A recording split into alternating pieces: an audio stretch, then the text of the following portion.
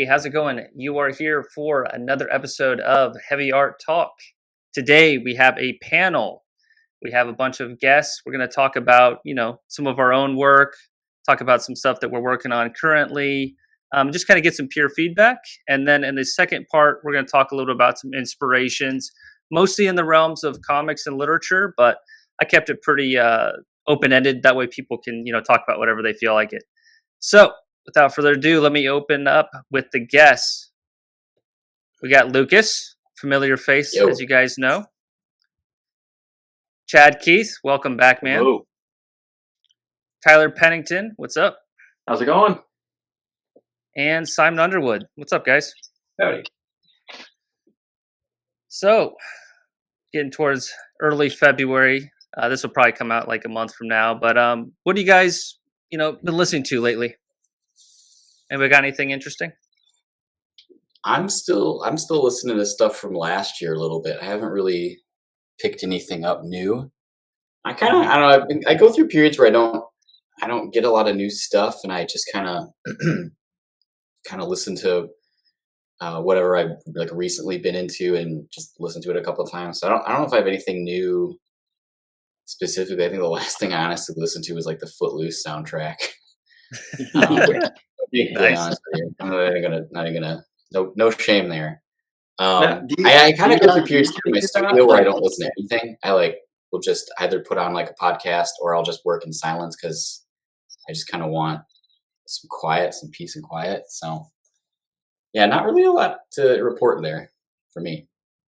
I feel that I'm kind of in a musical rut as well. I feel like I've kind of reached the end of the subgenres I really got into, and I'm just like, man, where do I go next? I've been listening to a lot of dungeon synth just as background while drawing and stuff, so that's been fun. There's a lot of variation there, and there's a lot of albums you can pull up on YouTube with like 5 views that are actually really good or whatever. So that's been a fun time. But. Sick. Yeah, I would say I've been audiobooking a lot. My partner Simon and I that are working on the magazine together. Yeah, that's probably been what I've been up to mostly. I wish I had more input on the music side of things, but yeah, we've been listening to a ton of stories, trying to gather a little bit of stuff for the new zine that we're working on now. So, yeah, it's mostly been audiobooks for me, just short weird tales type stories and just drawing. That's really Yeah, cool. same with me, audiobooks. A lot of World War II stuff. And then a Neon Maniacs podcast. It's total deep dive on Neon Maniacs for whatever reason. Just the movie itself? Yeah, but they go really deep, like tons of research and talk to special effects guys, all that. Yeah, I know, right? It's like weird that there could be a podcast just about that movie. And it's on the second season now. It's like, what? The wonders of the internet, man. Wow. You have 2 seasons of a podcast on one cult 80s flick. Yeah. Huh. No music, really. For me, I've been on a big typo negative kick. Oh, yeah. Just like listening to all the different albums because like they have a lot of versatility. A lot of metal bands that kind of find their lane and they stay in it, but like typo negative can be so many different things. So I really admire that. For sure. Yeah, I feel like they have like a slightly different flavor each album, like Bloody Kisses to October Rust, 2 totally different albums there and both fantastic. And then, World Coming Down is like fairly depressing, but then there's a couple of like really cool like Halloween jams on there too, like Creepy Green Light or, like All Hallows Eve. Like, yeah, I mean, yeah, they're such a good band to like get into like from fall to winter. Like it's perfect. Absolutely. Yeah, I saw them once in like 2008. It was like maybe a year or 2 before Peter Steele passed away, but like it's just such an enigma on stage. First of all, the guy is just massive. And like on stage it's just like he has such a presence, man. And like I think he drank an entire bottle of wine. Like the whole thing is just he was a madman. Yeah. Human monster. Yeah, it was great. I will Anybody seen never like my like typo negative story is when I was in high school. This is quite a long time ago. When I was in high school, I think it was an art class. This girl that sat at our table brought in that issue of Playgirl that he was in. Yeah. just whipped it out and showed everybody at the table the Pete Steele photo spread. So I can't ever really erase from my mind the image of Pete Steele's cock, basically. Yeah, That's my it really stays with you. It stays with you, yeah. In terms of dungeon sys, Simon, you listen to like Questmaster or like Thief? Like what are some of the artists? The one I've really been into lately is Old Sorcery. I think they're Yeah. Finnish. Yeah. Been putting out stuff the last like decade or so, and it's just a very like it's a good balance of like not overproduced, but it's still got like a lot going on.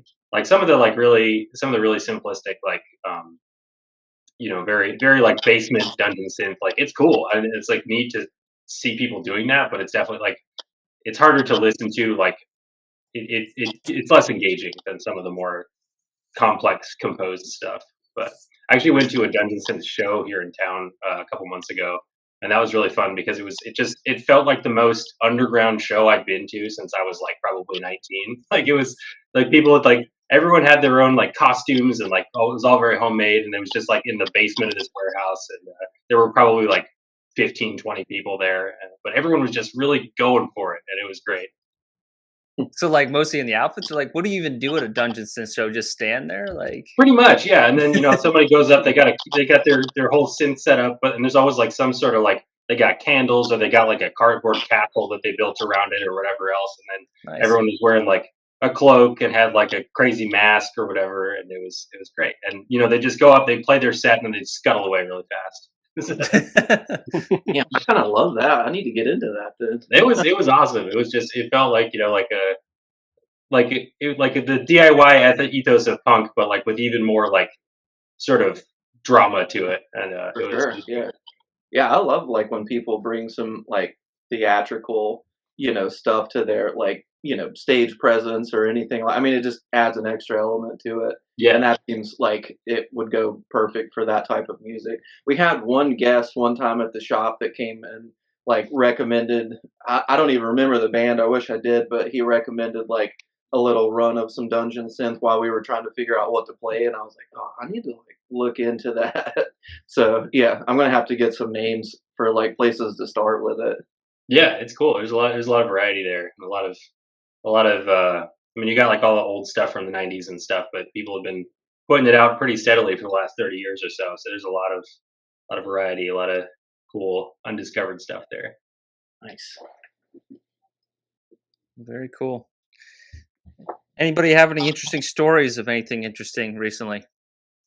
Weird encounters or anything? Mm.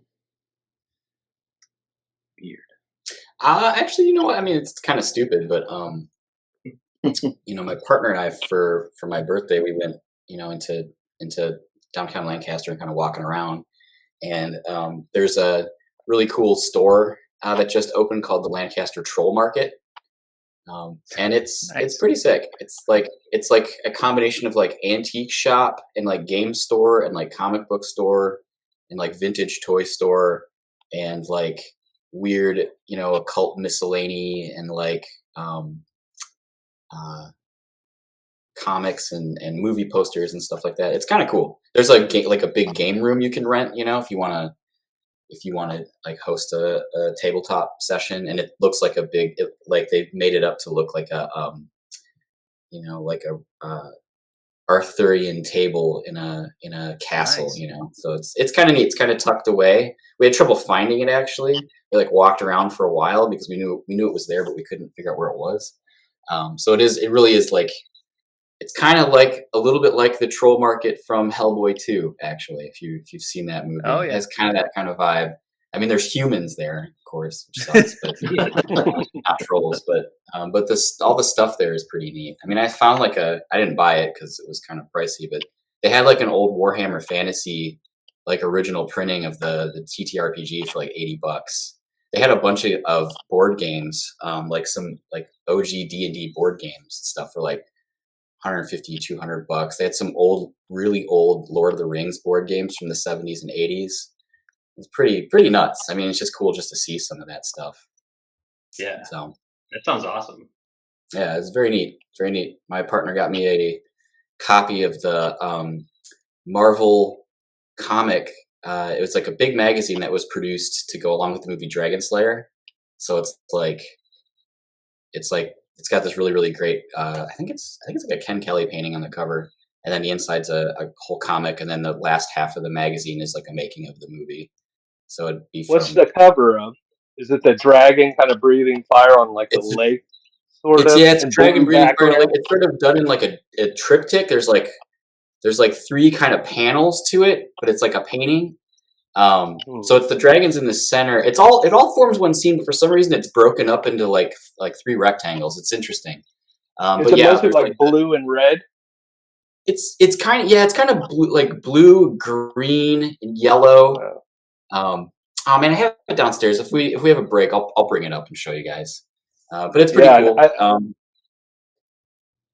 It would have come out like the year after I was born. So I seen that at the drive-ins oh nice. as a little kid, not Yeah, as no, an I adult. I saw it as a kid a couple times on TV, and it scared the shit out of me. Actually, Dragon scared the Yeah, crap out of yeah. me. The dragon eating that girl's leg. That always Yeah, the creeped us baby out. dragons eating that girl's leg. PG movie's PG. By the way, Yeah. there's some boobs in that movie, and it's PG. So. I That's how think it was back then. well, I Yeah, found out 1982 recently. parental guidance meant a very different thing than it means now. Well, do you know that Gremlins was like the first movie to try to make that PG-13 rating? I thought it was Temple You of Doom.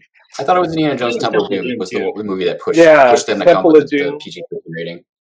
Because Raiders of the I Lost think Ark is Gremlins was the PG, and last it's got some PG. pretty brutal images in it too. Well, cool. You guys ready to talk about some art? Yeah. All right, let's do it. So, done this before plenty of times, but basically, when you're up, just kind of talk a little bit about creating the work, what it's used for, if applicable, and maybe how you create it, and then we'll just kind of ask questions, talk, see where it takes us. So, Simon, you're up first, Cool. and you sent over these two images.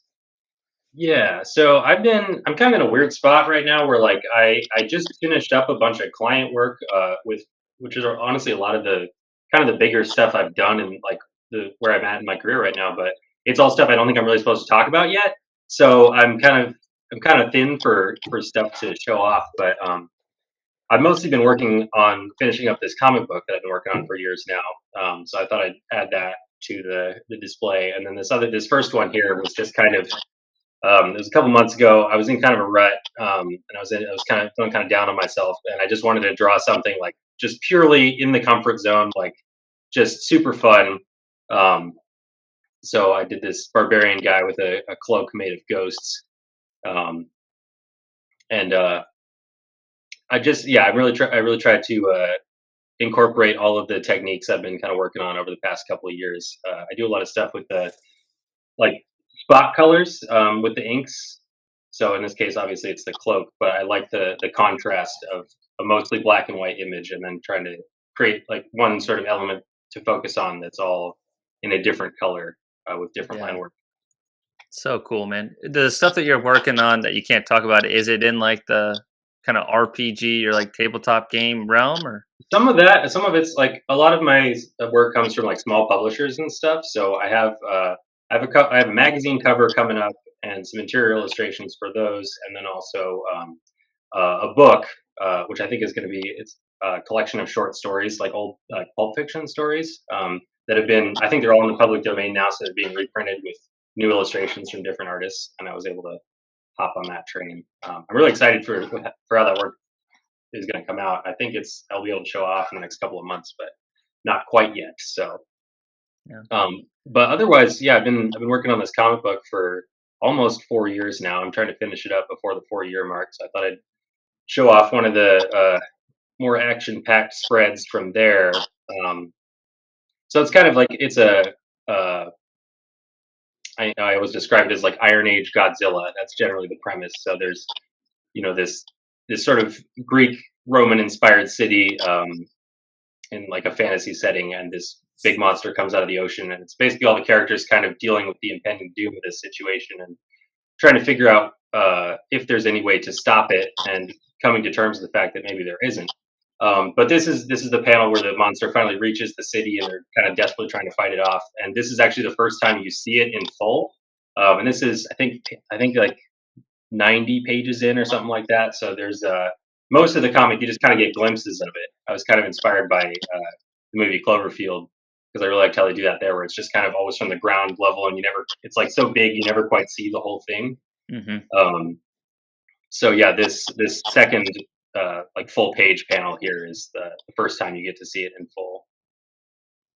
Nice. And it's gargantuan, right? Yeah, that's the name of the comic. So cool. Yeah, the last time we talked, you were pretty like close to the chest in terms of like, yeah, I don't want to like show what the creature looks like. So it's cool to see it now, man, and that you're getting towards the end. That's a huge project. So Thanks, when yeah. does a comic book become a graphic novel? You know, like what length does it need to be?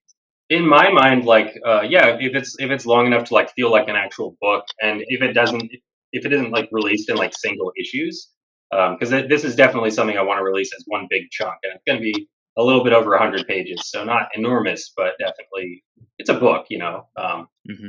So yeah, in my mind, I feel like that's the big thing. It's just not releasing it sequentially. I feel like it works better as a whole. Sweet. But yeah, man. getting close to that finally. I think when I talked to you before, I hadn't actually gotten to drawing these pages yet, so it was the kind of thing where like, even though I knew what it was going to look like, I hadn't really done a complete illustration of it yet, so it was still like sort of flexible in my head. But yeah, it was good to finally put that on paper. Yeah, I love the design. Well, anybody else? You guys have anything to talk about on it? I love that cloak of ghost. Like that's an amazing ideal. I love that. Thank you. There was like a, you know, the game Morkborg. Is anyone familiar with that? No. Yeah, it's like a tabletop RPG, and it's very like sort of death metal in style and stuff. And there was I usually try to do one of the like Inktober challenges when October rolls around, just because I'm relatively active on Instagram, and it's a good way to like sort of see what other artists are up to, and also get a bunch of work and a bunch of things to post really quickly. So there was like a Morkborg inspired challenge, and it's usually just like a keyword, and you just kind of take it in whatever direction you go. And this one was like haunted, and I don't know where the cloak idea came from specifically. I just took that word haunted, and I was like, what if it was like a, you know, not a haunted house or even a haunted person necessarily, but like a haunted item, and that was the first thing that came to mind. So. Yeah, it's a really cool. I just like the design of the armor too. I think it's a pretty fantastic figure drawing. Thank you.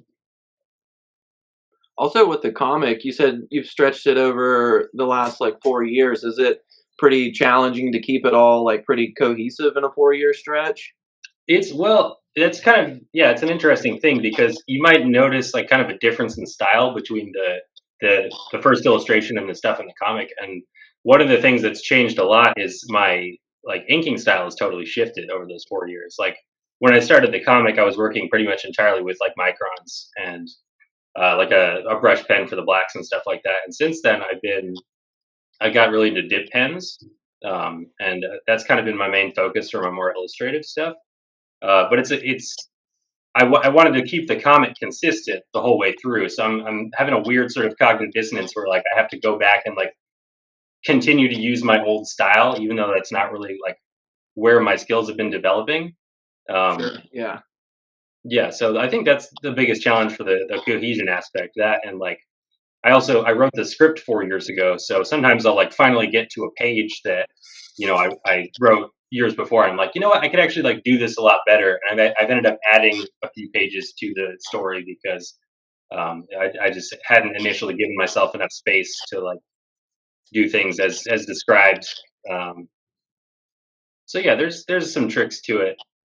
It's mostly just been kind of a lesson in perseverance, because this is the longest I've ever worked on a single project, and I'm kind of surprised that I didn't give it up 40 or 50 pages ago, but almost done.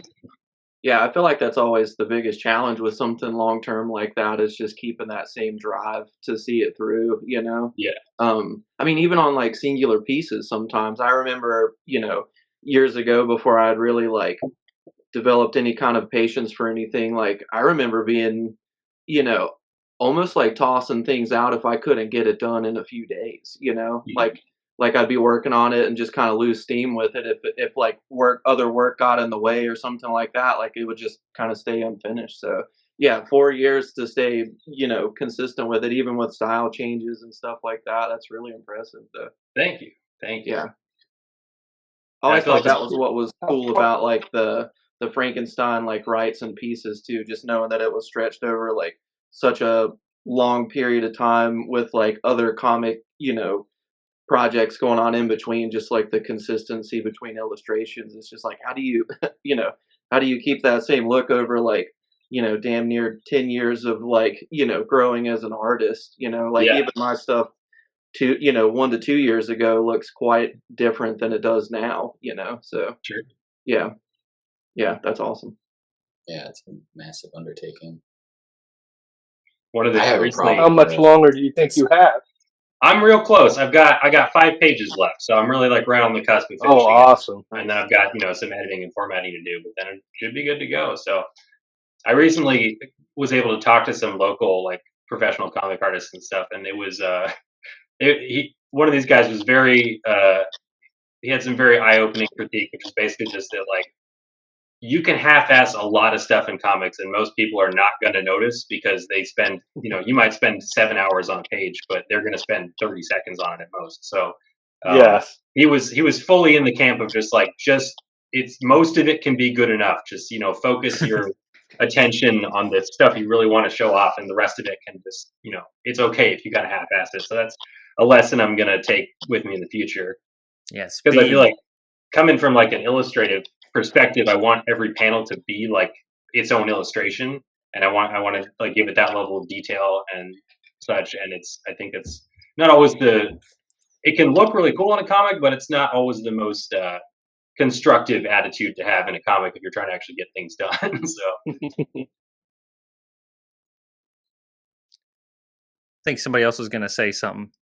oh yeah, Well, I was just gonna say if it's like for me, if it's a project where I'm the sole person doing it too, I have a problem where over time it just keeps changing what it is. Like I just keep, hmm I don't have anyone else holding me to a specific thing. So, it might have started out as one thing and turned into something else, by the 2 year mark or something, because I just keep changing my mind about what it's actually going to be. I'm still making the work or whatever, but I have no idea what yeah, it's actually for after a while. So definitely, yeah, it's still yeah, like and it's a it's very, very big undertaking. yeah. Yeah, and that is kind of like I'm really trying to stick to my original idea, but it is, I think inevitably with a project this big that takes this long, like your interests and priorities are going to shift over time, and Yeah, it can be a little tricky to keep with the original vision. yeah, So yeah, there's definitely been a little bit of adaptation, and I'm trying to like take all of that energy of just like, oh, I could have done this different, or like maybe this isn't really the thing that I'm into anymore. I'm just gonna try and channel all of that into the next big project I do, and just really try and keep this one how it was originally intended for the right. most part. Well, after this, everything else will be easy for you. I hope You know, so. Could you remind me and the audience too some of the inspirations behind the creature design? It's like the prehistoric fish, right? I forget the Yeah, name of yeah. it. I wanted it. So a big thing, like one of the themes of this story, is that like the monster itself is not like malevolent. Really, it's more just like a big animal that's in the wrong place at the wrong time. So I wanted it to. I took a lot of inspiration from like sort of prehistoric biology rather than trying to make it look as monstrous as possible. But I've always thought that there's like a prehistoric fish, which was I think was like the size of an orca. It was really big, but it's called the Dunkleosteus, and it had Yep. like these Love crazy that like fish. bony plates all over its head, and it even I was doing some research and I found a lot of fish have like a bone in their eye to kind of like I guess to protect it, but also because it's not like a sphere most of the time. It's like more of a disc shape, so it's like to give it structure. So I really like that idea of like this like fully armored head with like little armored eyes, and just like this weird like kind of bear trap of a mouth without really teeth, just a bunch of like bony plates coming out, and it was just kind of, it was like the most monstrous design that I could find like in nature that seemed to fit with the theme of the creature. So, and then I just gave it a bunch of extra legs and a stegosaurus tail because I felt like it. But Nice. Sweet. Yeah, Anybody else I got have anything? So I say I have two toy models downstairs of that exact fish because it's like one of my oh, favorite nice. prehistoric animals. Yeah, I fucking love that thing. There's in Ann Arbor. I'm from Michigan originally, and in Ann Arbor, in the U of M's campus, they have a natural history museum that has a full size like fossil skeleton of that Oh, fish, cool. which is really fucking. I mean, it's enormous. The head could swallow a person like easily. Yeah. It's like pretty cool to see. Yeah, I went to the Natural History Museum in New York a few years ago, and that had I think they just had like the skull like plates from that, and Yeah. I think it was a slightly smaller one, but it was just really cool to like see that in person finally. It's like 24 meters long or something. The adult. It's really Enormous, big. yeah. Well, sweet. Let's go to Tyler's work. And Simon, if you don't mind, maybe lowering your volume. I might be sure. getting a little bit of kickback on yours. Yeah, I gotcha. Thanks.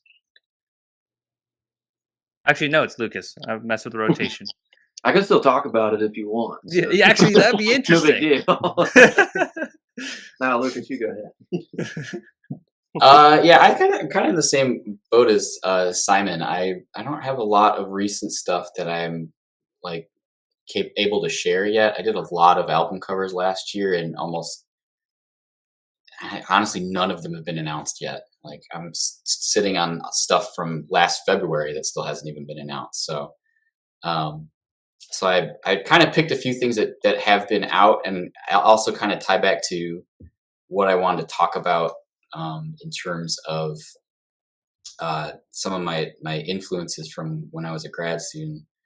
But the piece on the left is the shirt I did for Worm, which actually I believe was 2022, fall 2022. I did that piece, and then the piece I did at the beginning of last year, which was a shirt designed for Ulthar. And yeah, I mean, they were really, really fun shirt designs. The Worm piece was obviously done totally in collaboration with Phantom Slaughter. We talked quite a bit about piece, and I did a lot of sketches to come up with this specific idea. But the notion of the like kind of Ravenloft inspired castle being this like interdimensional tower. And I have it kind of where it's like cybernetic, but it's also like medieval. It's like magical and fantasy, but it's also like cosmic horror. It's kind of all this stuff mashed together, which is a way I really like working. I mean, I'm going to talk about it quite a bit, but like a collage aesthetic is always kind of really central to the way I think about like constructing an illustration. So even if it's just like, collages in an abstract way, where I'm like kind of mashing different textures and different, not visual sensibilities, but different kind of like time periods and stuff together, like for this thing. But that's what he really, really wanted. Really, really liked how this came out, and I think it's a piece I'm pretty proud of. And the Ulthar piece, kind of the same thing, except that I had actually started working on the piece as kind of just for my own thing, and they came to me looking for something. And I showed them the pencil layout for this particular design, and they liked it a lot. Shelby liked it a lot, so we went with it. So I, finished all the texture detailing on it, and then colored it in Photoshop. And it's one of the like digitally colored pieces I'm more proud of. I do digital color as a thing for like client convenience, where it's like it's easier to do a colored t-shirt printing if you can, have the color separations built into the file. But I don't love working digitally. I did like a office job for quite a few years in my 20s and early 30s, and I kind of, when I moved back into doing art as a kind of full-time pursuit, I wanted to kind of spend as little time at the computer as I possibly could. But I'm pretty pleased with how this one came out. But it's also, it's like kind of collaged together. There's a lot of like, I feel like there's a lot of Ian Miller influence in it, but there's kind of a lot of other stuff too. I just like to kind of get as many different kinds of textures into a single composition as I possibly can, because I think, to me, that's what really grabs my eye, and that's what I find to be the most satisfying and rewarding part of doing a drawing. Sometimes is like capturing different kinds of textures and using different types of mark making. So yeah, that's pretty much the story with both of those pieces. These both just look like they were incredibly fun to ink. They were I fun. don't know if Yeah. if you felt the same, but I feel Yeah, like I would no, have a lot of fun with these. I enjoyed working on these a lot. I really like your like I've been trying to get back into digital coloring a little bit, just again like you were saying, for the sake of convenience. And I used to do a lot more digital stuff, like I was doing like full on like Photoshop paintings and stuff like that. But my hardware is down to like a single like really old shitty tablet at this point. So I'm Yeah. trying to like do the same kind of like flat color stuff that you're doing here. I think this looks really fantastic. But is it just because I'm looking on my phone screen? It's kind of hard to tell. Did you just have like one or two like highlight colors, or is it Yeah, more of a so gradient? I think it's like screen wise, I think it's a 4-color, but it's 3 colors that I did. So there's like a dark green.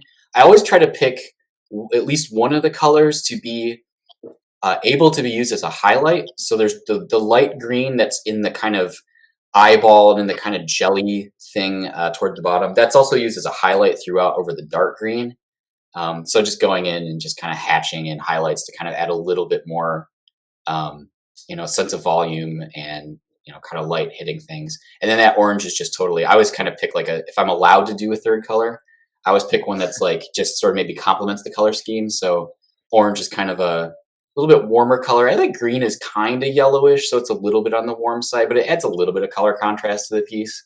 I did a whole bunch of like kind of color swatches underneath it before we settled on the color scheme that they ultimately liked. And even then, like printers, it's really just the color separation. The printer can do whatever they want with the color. I mean, I think they went through Higher Press to do it, and Phil like mixes a lot of the colors by hand.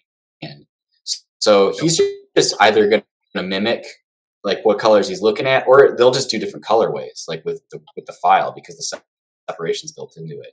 So all they really need is just that part to like make the different screens. They can do whatever colorways they want, but this is the one that they liked when I was actually coloring the piece. So, yeah, and it looks a lot like it's on the PyrePress web store for anyone who wants to purchase the design from Altar and PyrePress themselves. But yeah, the design on the site looks pretty much identical to this. So I think they're at least advertising it to be true to what you said. Yeah. The ones I've seen printed have looked like it. I was just one of the things that was really surreal about this is that the merch drop was this shirt design along with one of the Ian Miller pieces for us. I remember it was really that. cool to see like my stuff right next to Ian Miller in like the merch drop. I was like, whoa, like that's cool. That's fucking sweet. So, nice little ego boost, I guess. Or intimidating. Also, like, oh my god, people they're gonna see like my scribblings next to, that's that same in the same moment. I'm like, oh, that's cool. That was next to an Ian Miller. Oh no, it's next to an Ian Miller. Exactly. Yeah. Oh, that was a cool drop. I remember that. Just so people don't interrupt each other, I'll just call on people. So, Chad, you got anything that you want to say about these pieces, or just his approach in general? Yeah, I mean, I really love that black and white one. Kind of like, is that? It's hard for me to see. It's so small. Is that like a body being brought up to the top? Like There's a dimensional hole. Yeah, so it's like a tower, basically, sort of seen at a kind of extreme low angle perspective. So you're like looking up at the tower as like the top of it disappears. Yeah, I can see it. Black hole. Yeah. There's like a figure, there's like the kind of phantom figure that they always have in their stuff. It's kind of sitting on a pillar in the middle distance. I tried to do like, it's kind of hard to see on this smaller, but there's kind of a foreground, middle ground, and background arrangement to it. So there's like the stuff towards the bottom is like much closer to the viewer, and then there's like the figure sitting on top of a pillar, kind of the middle distance, and then the entire background is taken up with the tower and the kind of sky behind it. And I love the details coming out of the main drawing coming out into like the frame. That's awesome. Yeah, I wanted to break the rectangle a little bit. Yeah, it looks great. Thank you. Yeah. For anybody who's on a laptop or desktop, you can go full screen in StreamYard and you can see the work a little bit better. I recommend that for the panelists. And then obviously for anyone watching on YouTube, if you have the opportunity, you can go full screen as well. What about you, Tyler? You got any takes on this? Yeah, I mean, again, just to kind of, back up everybody else's comments so far. I mean, they're both fantastic. Like, I love the black and white one especially.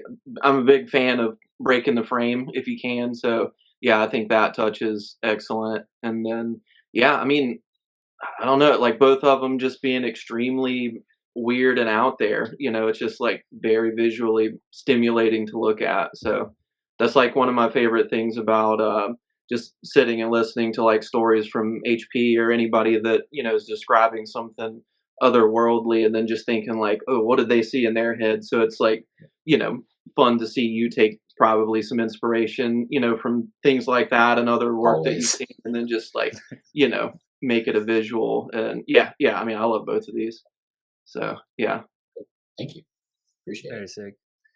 Yeah, I love the just like the solid white negative space kind of cloud kind of areas. Like that in particular just really draws my eye because just like a strong, I don't know, I always think in terms of shapes. So like strong and intriguing shapes, that's like where my eye always goes, and that's like the stuff that supports my favorite art at the end of the day. It's just like an immediate recognition of being able to dissect things, and I think that does a good job there. Oh, and of course, the motion in the background of like it kind of being like that funneling vortex. You got that movement there. That's going to Yeah. capture my eye too. Sweet. Lucas will have some more work to show when he's talking about some of his grad work compared to like what he was looking at the time too. So we'll dive a little bit deeper there as well. Yeah, I can't believe you taught at Notre Dame. I was listening yesterday. I was like, Jesus, this is the metal art course at Notre Dame, or did you were an art teacher Yeah. there? It's like, that's Yeah. amazing. Thank you. So And it was a studying trip in a way. biology. Like, yeah, I my had like wife's studying almost none of my biology right like, now. yeah, no, almost none of my students do what to make of me at all. Like, so, and I would make them listen to stuff sometimes, and they'd be like, what is this? All right, let's talk about some Tyler pieces. Nice. I had no clue what to send you, so I was like, I wonder what he's going to pull up.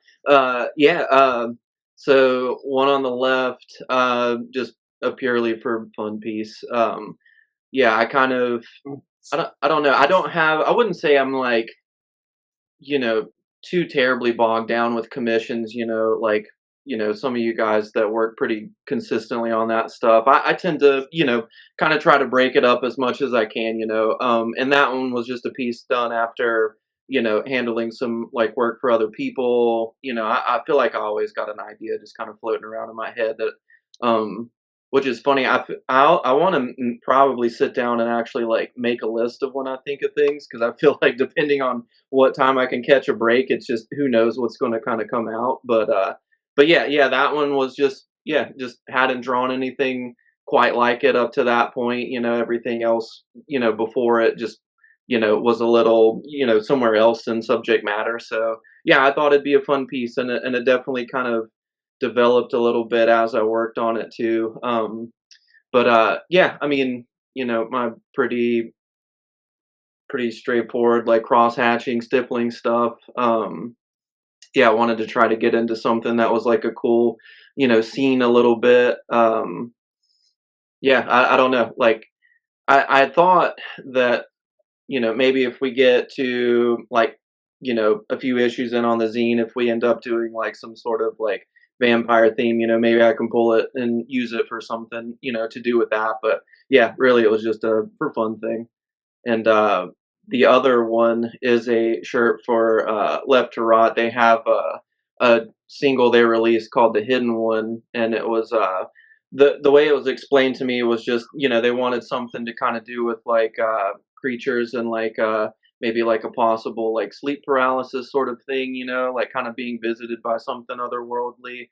So yeah, it was kind of like they were like, something where like the doorway is the frame and then something, whatever I wanted kind of coming out of it. So, I sort of took that, gave it a little, like, I like in movies when like scenes are sort of tilted to almost kind of Oh like yeah. throw you like off balance or make it feel like just something about it is off, like it's just so yeah, so I gave it a little tilt, had some different like creature ideas kind of coming in and out, and wanted to make like a fun, frame for it that maybe wasn't quite as detailed as the drawing, but still kind of, like went along with the theme and accent and stuff as well. So yeah, yeah, they were both fun pieces. I like that from what I've seen with the shirt there on the right, it printed really well. I'm not exactly sure who handled the printing on that, but the close ups of the shirt that they had on like stories and stuff like that after they had been printed looked really good. I think that's always like a thing I stress about a lot when it comes to t-shirt designs is trying to, you know, almost like rein in, my need to want to like over detail something, just so it's like nice and printable and readable on a shirt. But yeah, that one I was like, oh god, I hope I didn't do too much on there, but it looked really good. So I'm happy with how that turned out. But yeah, yeah, both fun pieces. So Dude, the one on the right, it's like if Monsters Inc. was a horror movie. yeah, yeah. I love it, dude. Yeah, yeah. I feel like there's like, it's like scary, but there's a lot of like fun to the creatures too. It's not like uber serious. And that again was just kind of like something you go through, mentally in the pre-planning stage. You're like, does this need to be like aggressively scary, or can I like, like have a little fun there? So yeah, it was just like it's what came out, and I tend to like follow instinct on things when I'm drawing. So I was like, yeah, this is where we're going with it. So and they loved it. So One thing the more I look at your work, the more I love is like, and I see it in, the inspiration you're going to talk about later. I can definitely see the parallels with like some of the decision making. But like for instance, with the main monster that's pulling it apart, like the one that's mostly in focus, the fact that you like left the teeth pretty white, even though that's like in shadow, it's just like a yeah, good yeah, design decision, even if for it's sure. not like completely realistic, because it would be like obscured. But like you Yeah, just know when to use realism and when to be like, ah, no, F it, it'll look better this way. Like yeah. And so I cool. I think that's just like what's like, yeah, to the inspirations that I'll bring up, and then just like anybody that is kind of, good in that way, like, whether it's like book illustrations or comics and stuff, like yeah, I think that's just the way to do it, to know like when to push and pull there between like reality and like knowing that it's art at the end of the day and you can do whatever you want to, like yeah, yeah, I think having enough of it in shadow to where like visually that's how you feel when you look at it, but then also like being able to leave like the teeth and eyes like a stark white, so they feel a lot more like vicious, like by seeing that kind of thing. Because yeah, if you eliminate that stuff and make it too dark, then it's just like I don't know. I feel like it takes the intensity of the image away. You got Hmm. to have those like teeth and eyes like standing out on a monster. So yeah, yeah. And I think you made that point about the foreground smoke in Lucas's piece too. Just knowing when to like leave things just kind of flat, in an image, for the sake of it being like readable and graphic, versus like looking at a photograph. Like, yeah, I love doing that stuff. We'll go down the line. Lucas, you want to go first?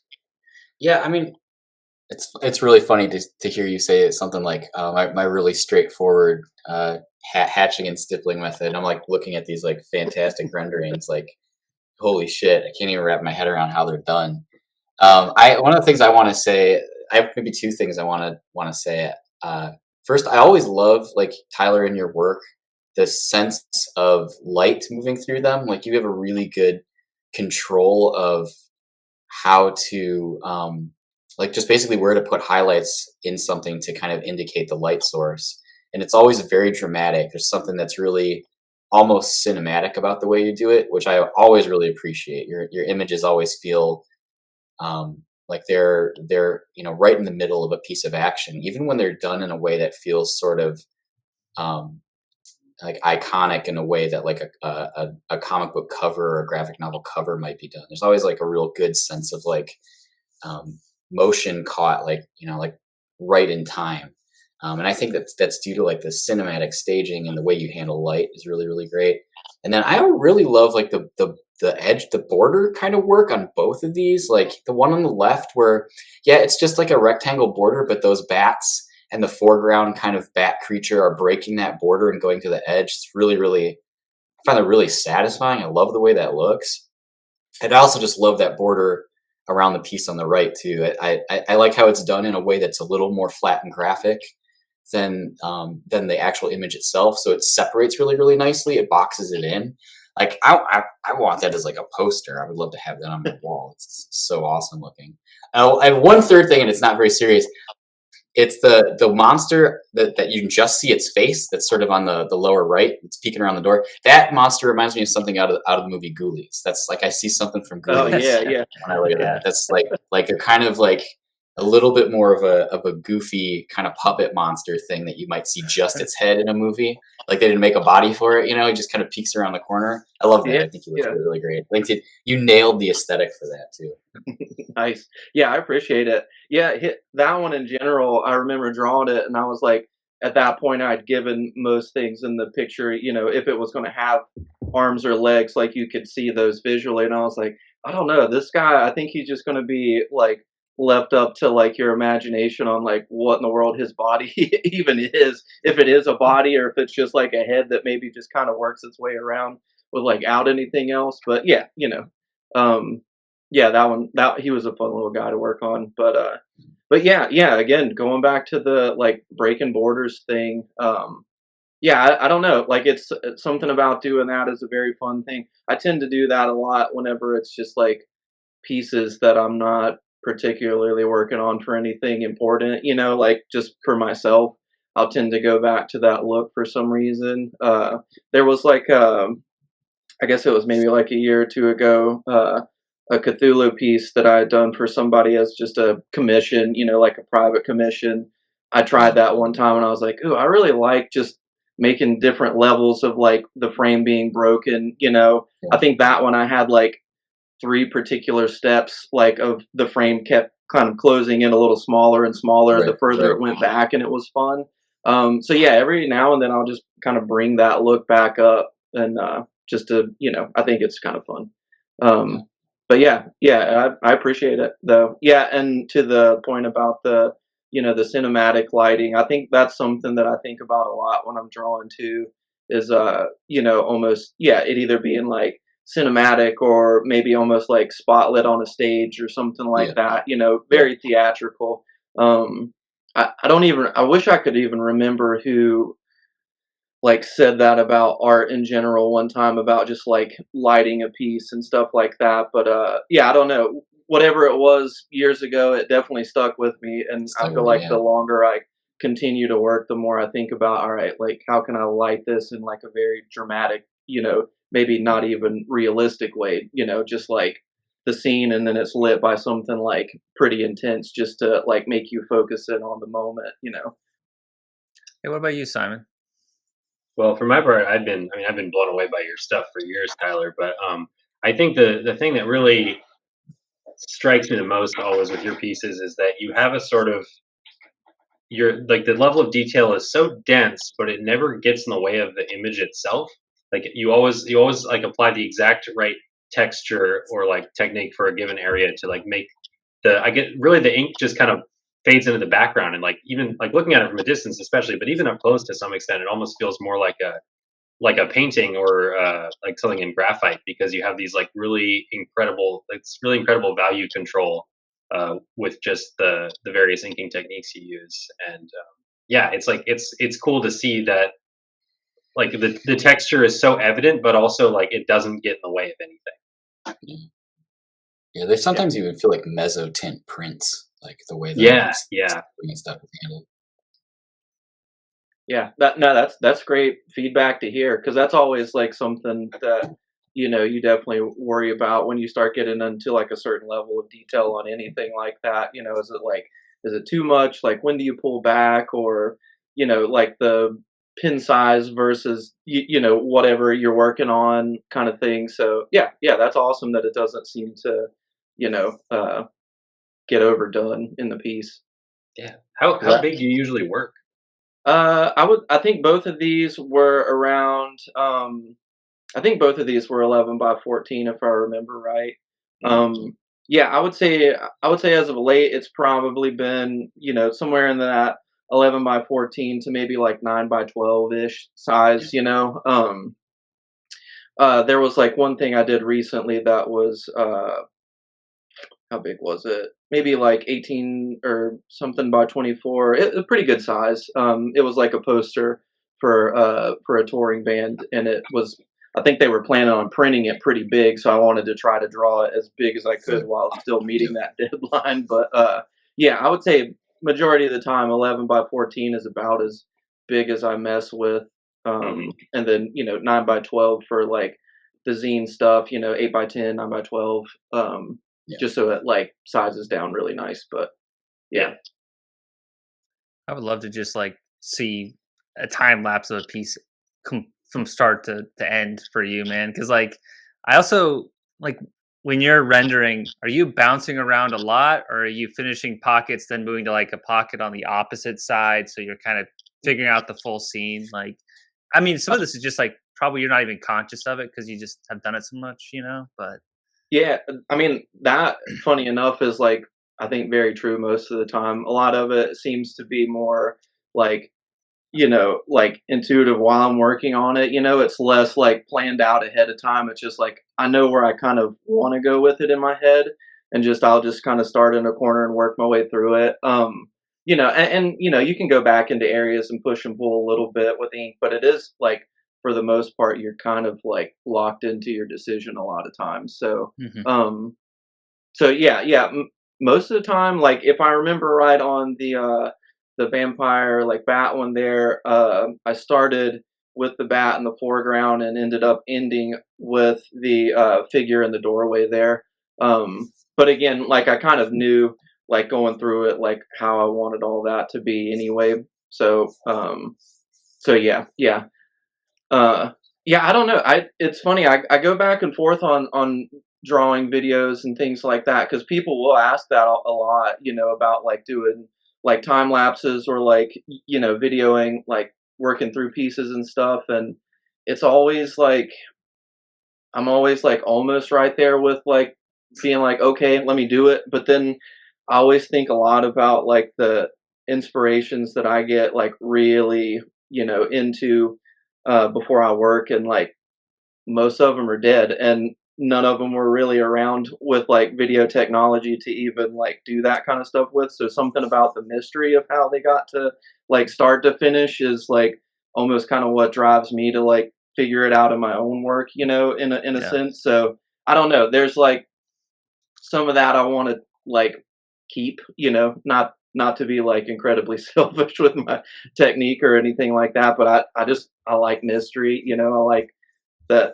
not knowing things makes you push yourself to like work through things harder, to totally, man. figure it out. And it regardless of me studying anybody's work that came before me and kind of doing what I do with it, I'll never be able to do it quite like them, but not knowing their working process or anything like that still like makes me excited to try to figure it out in my own way. 100%. Yeah, just because I want to see it doesn't mean you should by any means. No, I you mean, should but just do yeah. you, man. But You're who knows? kicking ass. I mean, I might make some videos, like I definitely don't hate the idea of it, but at the same time, I'm like, I don't know, it's kind of fun, just to let people think about it and then maybe like try to do it in their own, way. But I'm still like, I would say at the end of the day, if people ask me questions, I'm still like pretty forthcoming about like what I use or, like how I like to do things. I'm not like totally closed off to the, like holding in any secrets or anything like that. But yeah, the video stuff, I'm like always like on the fence about most of the time. But yeah, who knows? I feel you. I don't like actually filming myself and then drawing or inking because I just feel like I just make my worst shit when I'm filming, So like Yeah. for Yeah. me, it's that. It's like Big Brother's watching, even though I know I can just edit it out. I just Oh yeah. Yeah, yeah. totally. I just forget to do it. I'm in the zone. I haven't set it to do Exactly. it. And I'm like, I get done with something. Ah, shit, I should have videotaped that. Oh, well. All right. Well, maybe maybe I'll remember next time. Yeah. Do you think you said anything nice about my work? Oh no, I think he was shitting on it. Totally. Here, we'll go to the next slide, and I gotta leave full screen real quick and try and let him back in. I also wanted to touch on some of your paintings because it's like it's a different side of your work. Yeah. The painting stuff. I always wish I had more like time and/or like drive to paint because I really enjoy it when I do.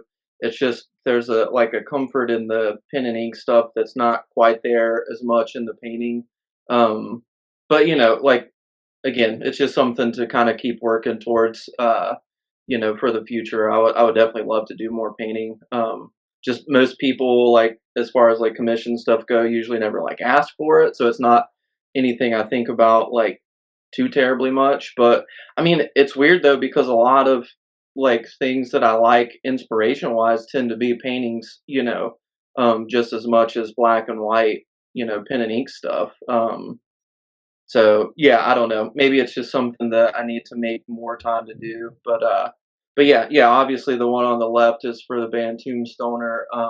They had such a funny little like idea for their album that's coming up. I mean, they basically were like, um, yeah, it's like weed zombies. Like let's make it like a B horror movie cover kind of thing. So that was fun to kind of like dip into a few of those that I was familiar with just to see like what came back out of me. So yeah, a little bit of that too. Like album art, but also like movie cover in a way. And then the one on the right was kind of like for fun thing, just to see if anybody was interested in picking it up for anything at all. If not, oh well. Just wanted to like do a painting for I think that was like the first painting I did maybe in like a year or two at that point. So it was really just like I don't know. I just need to see if I can even do it still, So but yeah, and then like not too long after that, the Tombstoner guys like popped up and we all chit chatted about a painting for the artwork and I was like, all right, cool. Like, I get to do some more painting still. But yeah, they were both fun for what they were. And what surface were you working on? These are acrylics, right, Tyler? They are, yeah.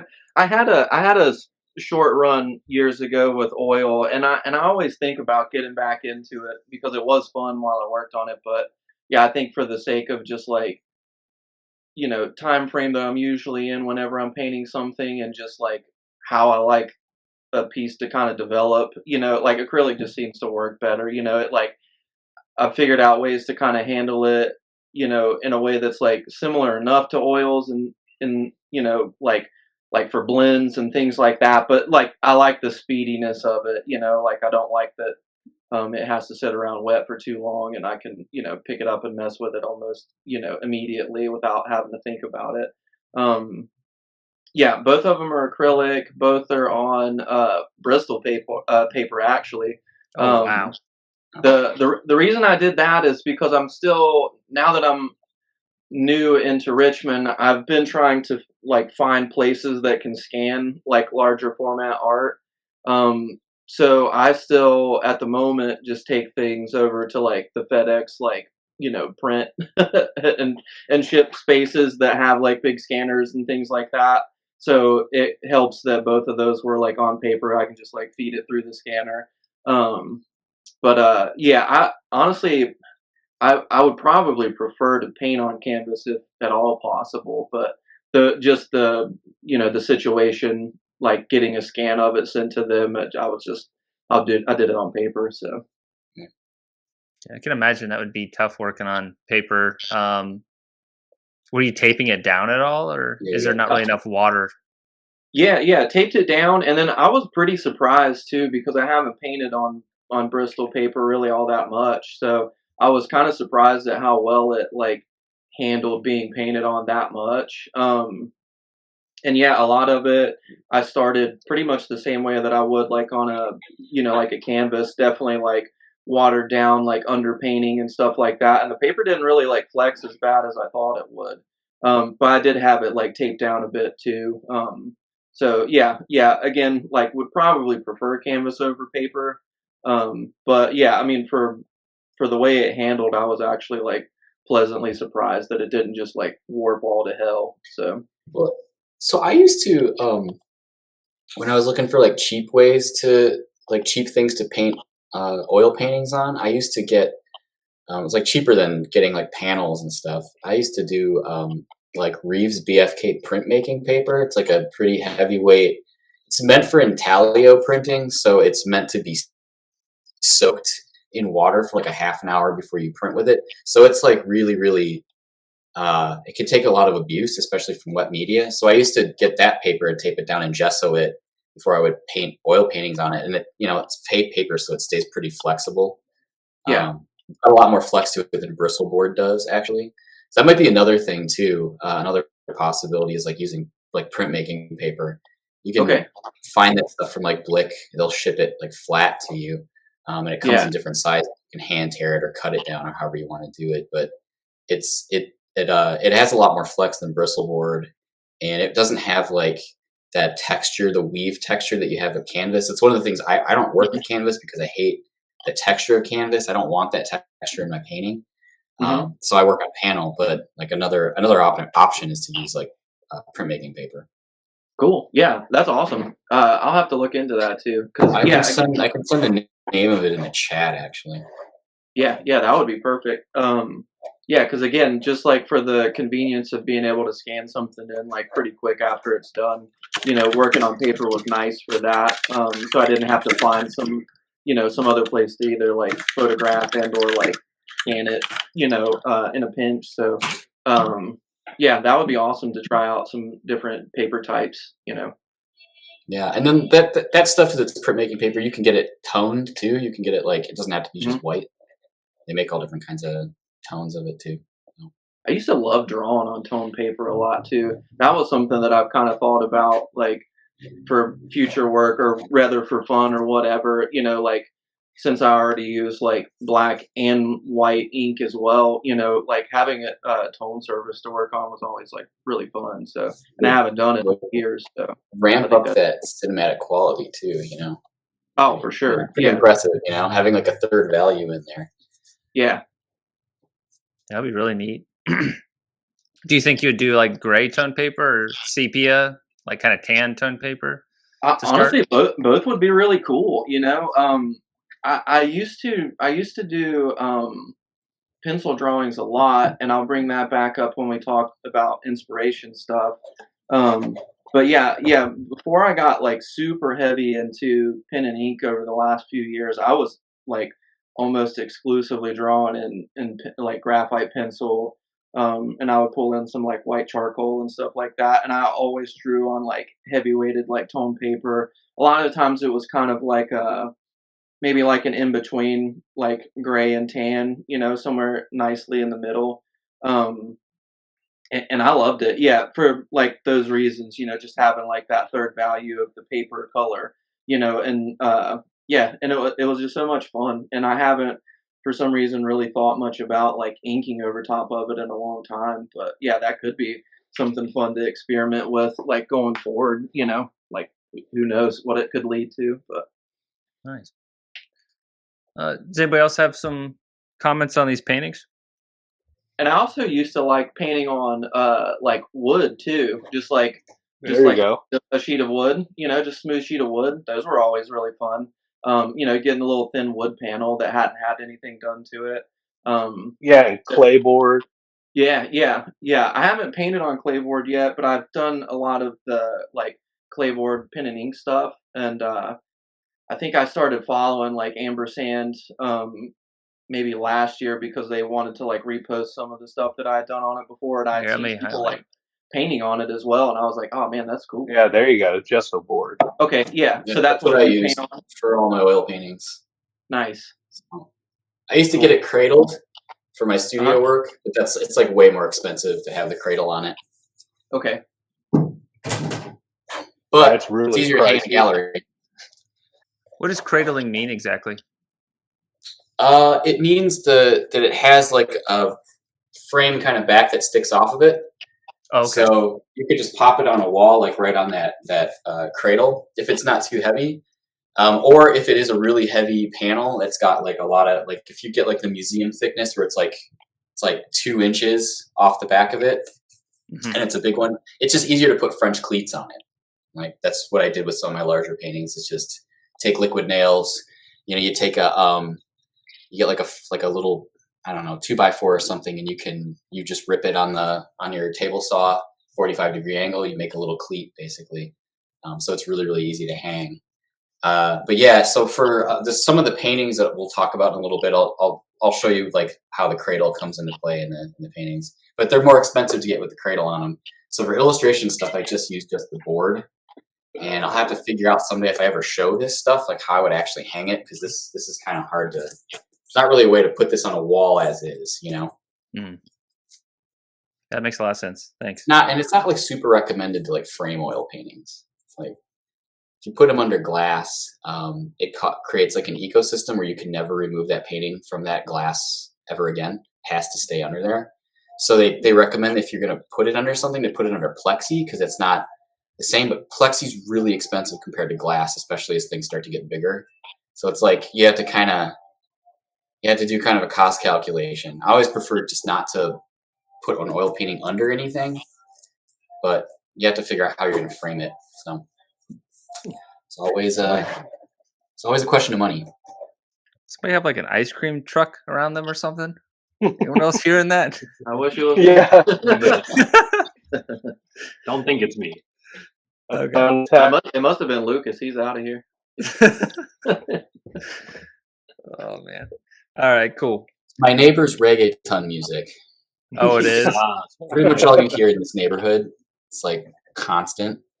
It's one of the reasons why I kind of think when there's peace and quiet, I like to work in peace and quiet, because there's rarely peace and quiet in this neighborhood.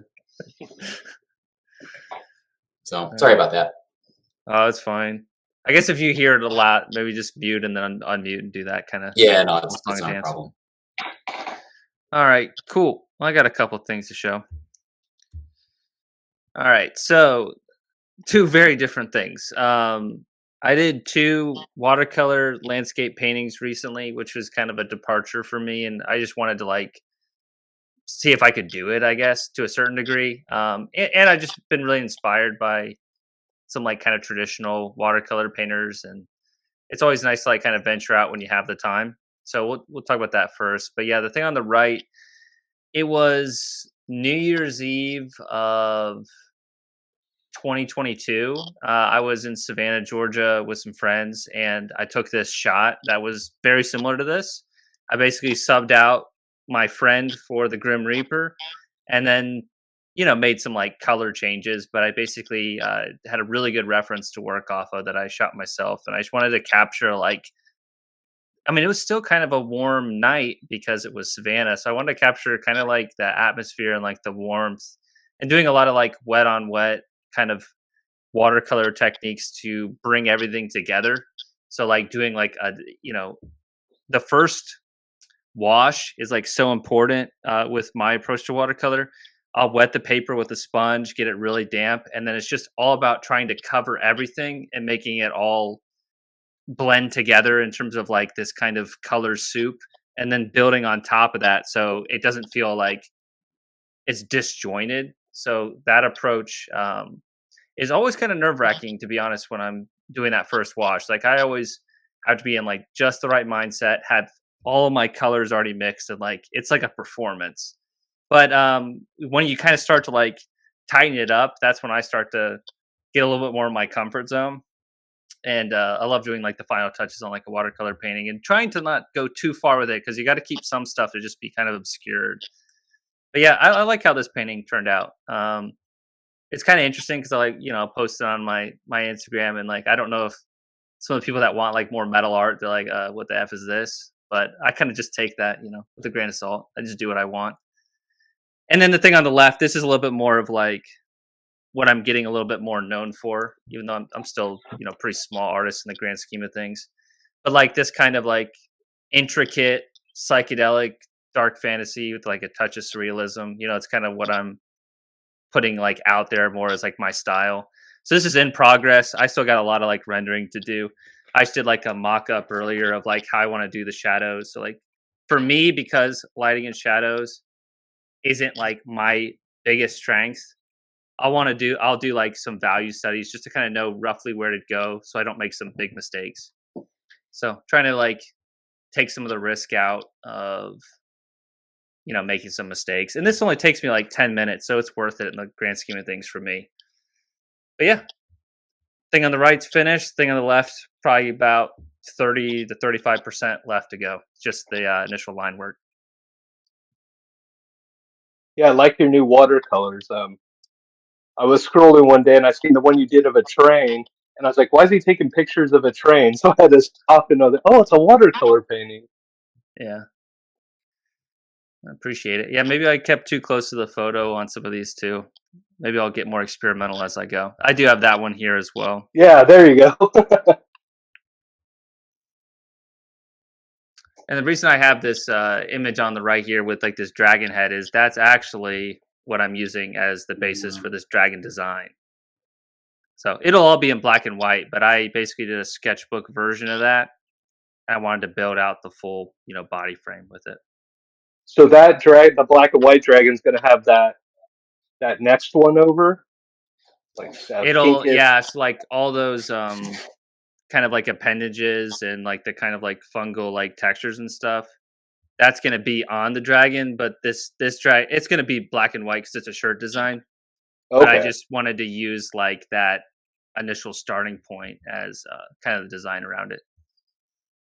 Yeah, yeah. The watercolors that you've been doing, I like that you're taking the risk to show something different besides just metal artwork, and trying new things and things like that. Because I love seeing this stuff personally.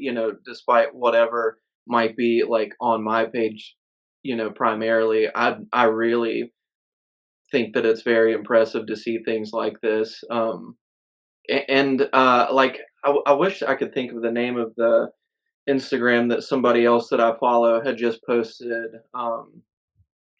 Somebody else doing like watercolors, and they were really cool. Kind of like you were mentioning before, knowing like where to put detail versus like what to leave kind of more obscure and just more like washed out.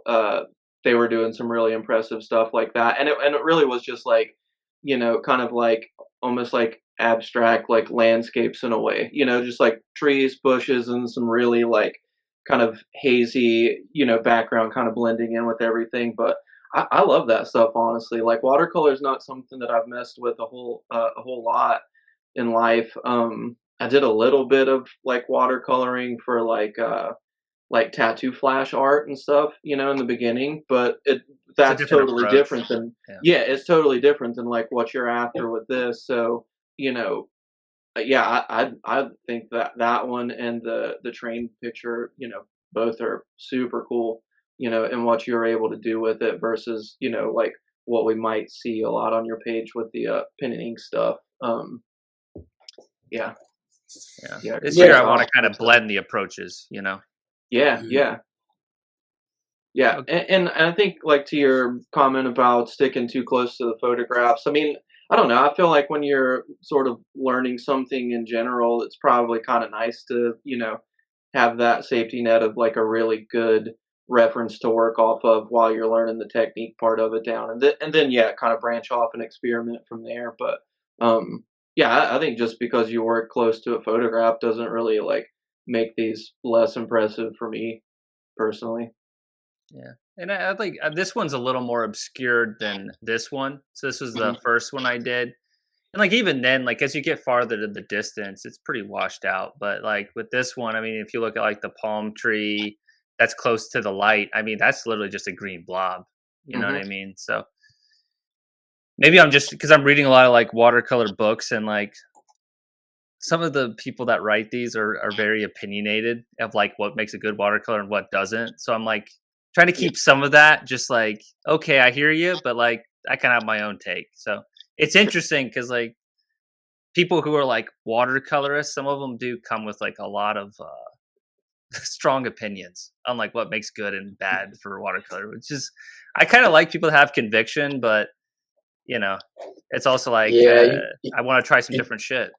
you gotta take art orthodoxy with a grain of salt. You know what I mean? Yeah, Like it's something I always tell my students. Like there's probably 9 billion right ways to do it, and only maybe 4 or 5 wrong ways to do it. And so I'm here to teach you one right way that I know out of potentially billions of right ways to do it, and I'm going to try to teach you the 4 wrong ways not to do it, and that's it. Like avoid the worst pitfalls, but if you find a different way to skin that cat, that's fine. You know what I mean? As long as you get to where you wanted to be, that's not a problem. But I like the handling on these watercolors a lot. I mean, they're really really nice to look at, in my opinion. I actually, as far as hewing too closely to the photograph, to be honest with you, I might have a different opinion. I actually kind of think that they would be stronger even without the figures at all. Like if they were just landscapes, I kind of feel like those mood pieces, um, they would work really really well as mood pieces almost without the figure. Because what ends up sometimes happening with figures is you sort of it becomes a thing where you're making the same move twice, like you're trying to telegraph an emotion, and it's already in the painting. Like the emotion of the scene is already in the painting, but then you have people in there that are also like, you should feel this way, and it's almost like writing the emotion right on it, on top of it. You know what I mean? So I almost yeah, feel like they don't need the figures. They don't need the Grim Reapers. They work really well as just landscape pieces on their own. Like the way that you handle the light in both of them. This one, and it's very obviously a night scene. The way you've handled the street light, kind of artificial light in it, and then this one, the way you've handled the sunlight. I mean, that's all I need to know how to feel about it. You know what I mean? Like the rest of it can be up to interpretation. I almost don't need a narrative in there of any kind. I don't know if I need the figures, to get a really satisfying feeling from these pieces. So I would think about that. Like I would say not to stop doing these, but I would say to think about, um, switching out some of what the elements are. Like, okay, do they need to have figures? What happens if I do some without figures? What right. happens if I do some that are just figures and no background? They're not landscape pieces anymore, but they're just like a hazy wash with figures. What happens then if that's the focus? Like, try a bunch of different things to see how they work. But I think like you have a really nice sensibility already with watercolor, and yeah, I agree with you. I've been looking at some stuff too, and there's definitely a lot of watercolor orthodoxy out there. So Yeah, I've been dipping more into doing watercolors, and I'm like, man, fuck that. Like I know how to paint. Like like I'm getting some of the stuff I want, and when it comes to the tutorial, sometimes it's like I'm just looking for one thing out of the tutorial. Like I just want the one. There's like one tip I'm looking for. Once I get that tip, I'm kind of out. I'm like, okay, I don't need your like philosophical worldview on what watercolor means. yeah. Or You like know, not being able to use gouache, then it's not a true watercolor. Stuff kind oh of like yeah, who that. gives a shit about that? I know, man. That's pedantic crap, man. Who cares? I use gouache in my watercolor stuff all the time because it's the easiest way to get highlights. It For doesn't have to sure. all be subtractive. Who cares? As long as you Sweet, get what man. you want. That's what I say. Appreciate the feedback. Anybody else got any takes? I just wanted to agree with what you were saying when you were first talking about it, about how like the initial stage of a watercolor, because I paint exclusively with gouache, so all those other people are wrong. But the just that first stage of like getting the washes in there, and like that's definitely the most stressful and like the least forgiving, I feel like. And I think you pulled that off really well in both of these pieces, where there's no spots where it kind of looks like the underlayer is like lacking at all. Um, and especially with the second one, how you got the light on the leaves and everything, how you have the amount of, like, I assume that was all kind of subtractive stuff there, like negative space, like less of the pigment, and Yeah, I just use like so. masking fluid, so it Oh, actually okay. got and I did that, yeah, because I didn't want it to get captured in the initial wash, which Mhm. Yeah, I mean, I think I did it right in this case, but like over masking things can make it disjointed. So Sure. yeah, Yeah, appreciate it worked out really well with those highlights in the trees there. it. But yeah, that's mostly what I wanted to say. Just very solid foundation on both of these. I think it really works really well. Thanks, man. Sweet, Chad. You ready to talk through your work? I suppose. All right. Sweet, man. Pull these two together, and then I have another slide with another two. All right. So the first one, it's just I've been wanting to incorporate like the '80s grids, so it's kind of just screwing around. After I do commissions, I'll do like a kind of a painting for myself. So that's what this one is. I want to keep messing with the grids till I get it right. And I usually do 2 commissions a day or work on them. Don't finish them, and then I'll do a painting for myself and a whole painting the same day. And then the It's second one's crazy how just, fast you are, man. yeah, it's I feel like bad with some of the things I get paid for, and it only takes me like an hour or two, and I'm just like, ah, man. But it is how it is. Then the second one's just a concert poster for the Levitation in Austin, Texas. So I just finished a bunch more concert posters. They're all coming out this month. Some Canadian stuff, and they show me old paintings. Just do this kind of. Nothing too too brainy about. Nothing too personal. It's just kind of stuff I could rock out super quick. Like now, I'm doing an album cover with 3 portraits, so I had finished the whole thing giant, 30 by 30 inches, and I totally overworked it and fucked the whole thing up. So now I'm redoing it. So luckily that band's like, we're in no hurry. So that's really cool. Was How it they for would use it. that what you were just talking about? Was it you deciding that it was overworked? Yeah. Well, they said it was overworked, and I went and compared it to the photographs, and I was like, holy shit, I totally dropped the ball on that. Like I smashed their heads down, and because I was doing it was perfect when it was acrylic, and then I went over it all with oil to blend in all the colors, and I became obsessed with it, and I spent way too much time fucking it up. So I was like, okay, let's. So now I just do like maybe I'll do an hour or 2 a day on it. But I like it. I like when it's something different like that.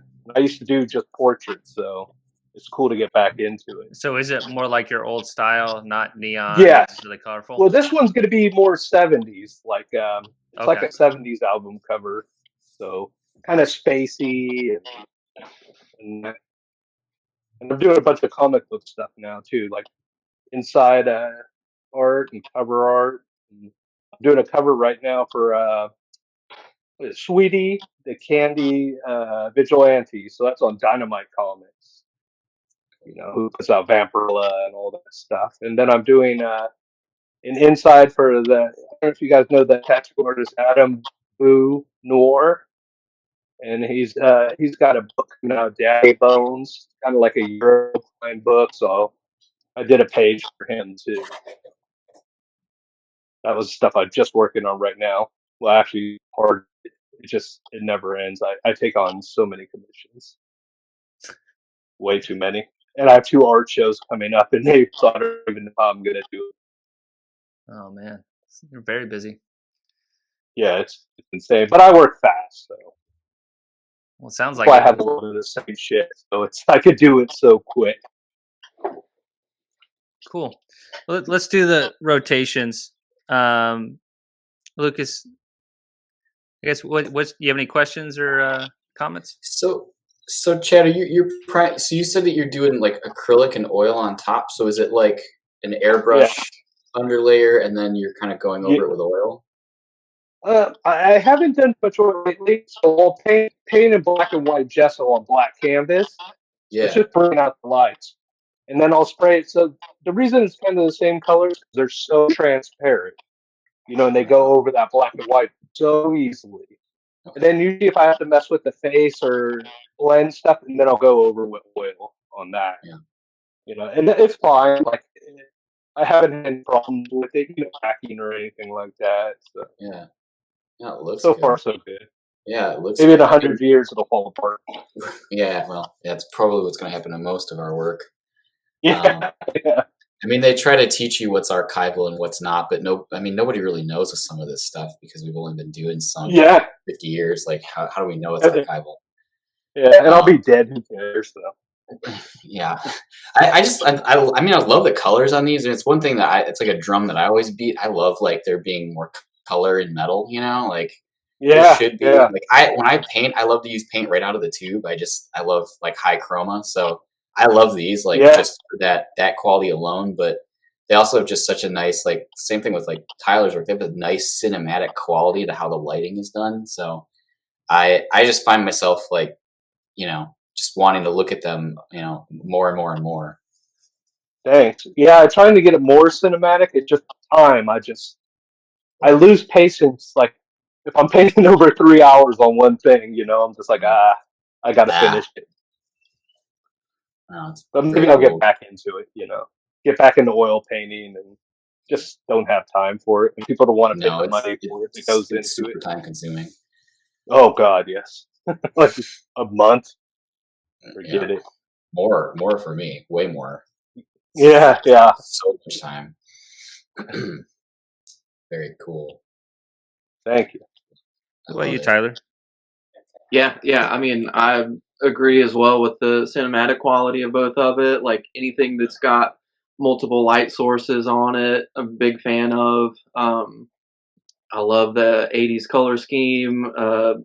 Cloak skeleton, like you're just checking off a lot of boxes here. So you can't look at any of them without like just smiling and being like, yeah, hell yeah. Like the inner child in me is just like, woo. Like Yeah, yeah. I would have that on a shirt, on a notebook, like my book bag, whatever I could, wear with it on. And that's all it Yeah, is. It's my childhood. yeah. Like, Yeah, and I think that's like such a cool thing to pull from too.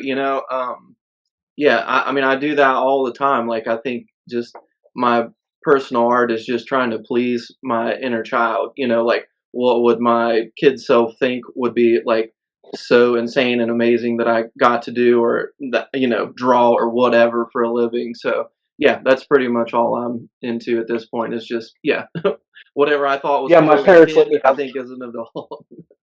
These are great, and I definitely like the grid style too. Like, yeah, that's total '80s stuff, and yeah, Mhm.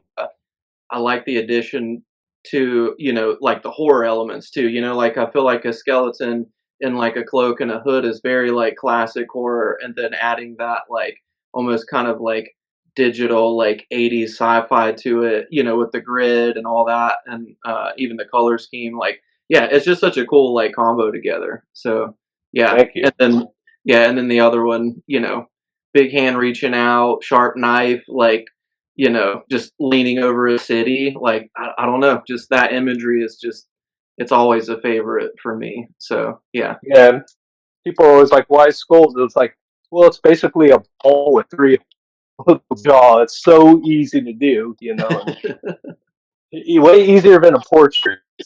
Yeah. But everybody loves it too. Like, I don't Yeah, think that anybody in our, like, genre of art or, music or whatever we're into isn't, they're not going to, like, look at this and be, like, turned off to it. Everybody loves skulls. So, yeah, we um, all got one.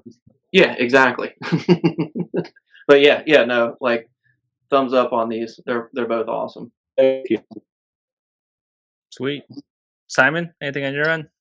Yeah, I guess mostly for me. I'm not super familiar with a lot of like airbrush work. Like I haven't done anything with it, but I really like how that effect is applied, especially in like the digital areas of um, that first piece. That sort of natural glow that comes with airbrush works really well there. I feel like it gives it a very um, well, it's a glow. It works as a glow rather than just like a gradient or whatever else. And you can kind of see that on Yeah, the rim lighting on the second piece too around his hood and cloak and stuff. And it really it's an effect that I think is hard to get in a lot of media and a lot of other types of media, and it works really well here. got to keep it clean all the time. For Yeah, sure. it seems pretty pretty technique heavy, I guess. Like there's a lot of like secondary skills you'd have to learn to be really good at Yeah, yeah. Well, it's like kind of counterintuitive too, because you have to hold it down and then press, but then you want to like keep pressing and like letting off it. So like yeah, exactly like you're saying, like just getting that muscle memory down takes a little bit of time because it's so different than painting or drawing or whatever. I still have, like, I bought an airbrush. I have yet to use it on a piece that I've like shown anyone because I just, it's like I bought it and I hate using it so much, but I like how it looks. So I'm still Yeah. trying to like marry that. You know what I mean? It might be years, frankly. I might just keep going more into watercolor because I love doing that. So it's funny the things we buy and then we never use, at least for me. My airbrush like setup is still sitting in a box. I'm like staring at it over here in the corner, like behind the camera. Like I do the same thing. I'm like, I need to pull that out and like, you know, actually learn how to use it. But same, I think I bought one a couple years ago, used it for fog on a big painting one time and was just like too scared to touch it again. Yeah, Exactly. same thing. I was just like, I don't know if I could like control this as much as I'd want to, you know? So yeah, I definitely got some learning to do with that as well. But yeah, I love the airbrush look. Like it's just, I mean, yeah, it's perfect for that kind of like 80s vibe. So Sweet. Some things it seems like in paint you can only really manage with an airbrush. You know what I mean? Like sure. there's certain kinds of blending and like it's like really soft edge stuff. Yeah, I mean, the unless soft you're edges. like a master, you just can't do it in oil or in acrylic paint normally. You know, you almost need the airbrush. I have one sitting in my closet that I have yet to do anything with too. It's just sitting there, like We got to get to work. you know, mocking me basically. Every time I peek in there to grab something, I'm like, man, there's that airbrush just mocking me. Like, should I get that thing out? No, not today. It's not happening today. Yeah, with oil, it's too many layers to make like the flare. You know, it's like you got to be too patient. So it's like I forget. I won't do it once. There are some people who can do really soft edge work in oil paint, but I have no idea how they do it. You know, I have one whole jar full of nothing but soft bristle blending brushes that I've accumulated over the years trying to get really soft edge stuff. Nothing's quite worked that way. I mean, you got to be really Yeah, you good got to do it like wet and wet. Yep, you got to be really good all up Then painting if wet you and go, painter. And I actually honestly hate painting wet into wet. So when I'm painting oil paint, I just don't do it. For these two here, were these just personal work as well? well, the second one with like that, whatever it is, like wing guy. That's The going wing to be guy? for a band poster, Okay. and it's there's another half of it, but I omitted that because it has the band's name and stuff. It's just like a print, so it kind of it keeps going like the lightning and stuff like that into the band's name. Oh, okay. Above. Yeah, Got it. and Yeah. the second one I just wanted to practice a bunch of flares, you know, and just try it out.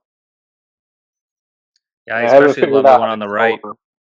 Yeah, they're still both cool. I wish I could show you the whole thing because I have really good pictures of it, but hopefully it comes out soon. Well, cool. So this is the peer section. Let me stop this real quick. Let's take 5 minutes just to go to the bathroom stuff, but pacing wise, I think we're doing just fine. And then we'll come back in like 5 minutes. Does that work? Cool. Awesome. We're pretty Lucas, what about expensive. you? When's the last time you chopped wood with an axe? Goodness. On your break just now? No, Get chop some apples.